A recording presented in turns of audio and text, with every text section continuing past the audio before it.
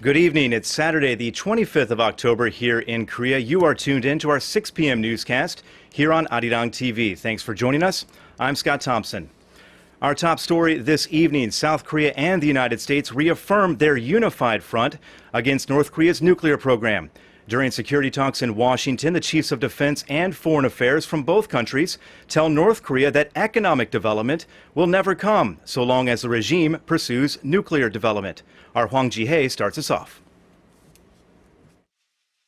The denuclearization of North Korea is what topped the agenda at security talks between South Korea and the United States.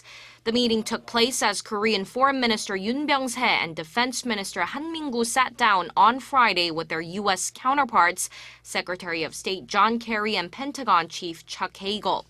In a joint statement after the so-called 2+2 talks, the two sides pressed North Korea to give up its nuclear program and refrain from provocations.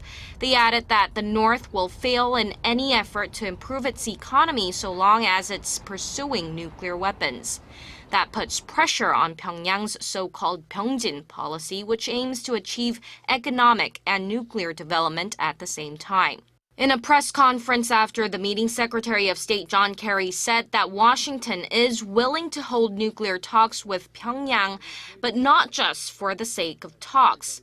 Kerry added that the U.S. needs to be certain that the North is prepared to live up to its international obligations and abide by international norms of behavior. Over reducing the number of American troops stationed on the Korean peninsula, the top U.S. diplomat said it's entirely premature to talk about the issue. This tamped down some speculation that mounted earlier this week after Kerry said the U.S. was prepared to reduce troop levels in the region as a possible concession for the North's denuclearization. Hwang Ji-hye, Arirang News.